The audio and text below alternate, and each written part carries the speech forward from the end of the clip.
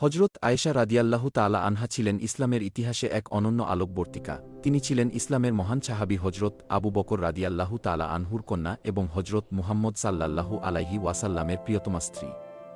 নবুয়তের ঘরেই তার বেড়ে ওঠা।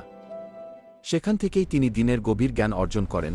হজরত আয়েশা রাদিয়াল্লাহু তাআলা আনহা ছিলেন তীক্ষ্ণ বুদ্ধি, প্রখর স্মৃতিশক্তি ও গভীর প্রজ্ঞার অধিকারিণী। তিনি ২,০০০-এরও বেশি হাদিস উম্মাহকে উপহার দিয়েছেন, যার মাধ্যমে কুরআন ও সুন্নাহর অসংখ্য সূক্ষ্ম বিষয় আমাদের কাছে স্পষ্ট হয়েছে। ফিকাহ, তাফসির, ইবাদত ও পারিবারিক জীবনের বহু মাসালা তার বর্ণনার মাধ্যমেই সংরক্ষিত হয়েছে। তিনি প্রমাণ করেছেন, ইসলামে নারীর মর্যাদা কেবল গৃহকোণে সীমাবদ্ধ নয়, বরং জ্ঞান অর্জন, সংরক্ষণ ও বিতরণেও নারীরা অগ্রণী ভূমিকা রাখতে পারে।